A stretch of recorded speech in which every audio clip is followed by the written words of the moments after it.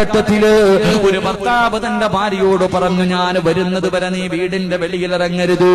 ഒരു ഭർത്താവ് തന്റെ ഭാര്യയോട് പറയുകയാണ്, ഞാൻ വരുന്നത് വരെ നീ വീടിന്റെ വെളിയിലിറങ്ങരുത്. ആവശ്യമുള്ളതെല്ലാം വാങ്ങിക്കൊടുത്തിട്ട് ഭർത്താവ് പോവുകയാ. അതാ കുറച്ചു ദിവസം കഴിഞ്ഞു, ആ പെണ്ണിന്റെ പിതാവ് രോഗം പിടിച്ച് കിടക്കുകയാണ്. കുടുംബക്കാര് വന്നിട്ട് പറഞ്ഞു, നിന്റെ വാപ്പ സുഖമില്ലാതെ കിടക്കുകയാ. അല്ലാഹുവേ, ഭർത്താവ് വീടിന്റെ വെളിയിലിറങ്ങരുതെന്ന് പറഞ്ഞു. പിന്നെ അല്ലാഹുവിന്റെ പ്രവാചകന്റെ മുന്നിലേക്ക് ആളെ പറഞ്ഞു വിടുകയാ. അല്ലാഹുവിന്റെ പ്രവാചകന്റെ മുന്നിലേക്ക് ആളെ പറഞ്ഞു വിട്ടു. യാ റസൂലല്ലാഹ്, എന്റെ വാപ്പ സുഖമില്ലാതെ കിടക്കുകയാണ് നബിയേ. എന്റെ ഭർത്താവ് വീടിന്റെ വെളിയിൽ ഇറങ്ങരുതെന്ന് പറഞ്ഞിട്ടുണ്ട്. ഞാൻ പോയിട്ട് എന്റെ വാപ്പയൊന്ന് കാണാൻ പോകട്ടെ നബിയേ. അല്ലാഹുവിന്റെ പ്രവാചകൻ പറഞ്ഞു, നീ നിന്റെ ഭർത്താവിന്റെ വാക്കനുസരിക്കൂ. അല്ലാഹുവേ, അവിടുന്ന് പ്രവാചകൻ കൊടുത്ത മറുപടി അതാണ്. അതാ ദിവസങ്ങൾ കഴിഞ്ഞു, കുടുംബക്കാര് വന്നിട്ട് പറയുന്നു, പെണ്ണ്,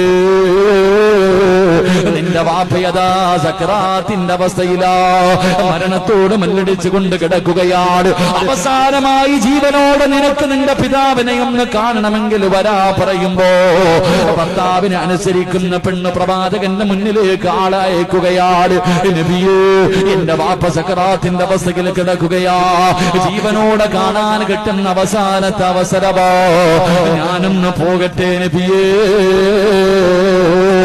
അല്ലാഹുവിന്റെ പ്രവാചകൻ പറഞ്ഞു, പെണ്ണ്, ഭർത്താവ് പറയുന്നതനുസരിക്കലാണ് നല്ലത്.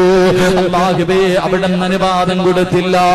കുറെ നേരം കഴിഞ്ഞു, അതാ കുടുംബക്കാര് വന്നിട്ട് പറഞ്ഞു, പെണ്ണ്, നിന്റെ വാപ്പ മരണപ്പെട്ടു പോയി, ഇനിയെങ്കിലും നിനക്കൊന്ന് വന്നുകൂടെ. അല്ലാഹുവിന്റെ പ്രവാചകന്റെ മുന്നിൽ ചെന്നിട്ട് കരഞ്ഞുകൊണ്ട് പറയുന്നു, യാ റസൂലല്ലാഹ്, എനിക്ക് ജന്മം നൽകി എന്റെ വാപ്പ മരിച്ചുപോയി നബിയേ. അവസാനമായി ഞാനൊന്ന് കാണാ പോകട്ടെ നബിയേ. ഭർത്താവ് വീടിന്റെ വെളിയിൽ ഇറങ്ങരുതെന്നാണ് പറഞ്ഞിരിക്കുന്നത്. അല്ലാഹുവിന്റെ പ്രവാചകൻ അപ്പോഴും പറഞ്ഞു, നീ നിന്റെ ഭർത്താവിന്റെ വാക്കനുസരിക്കൂ. വാപ്പ മരിച്ചതുപോലെ കാണാ പോയില്ല പെങ്ങള്.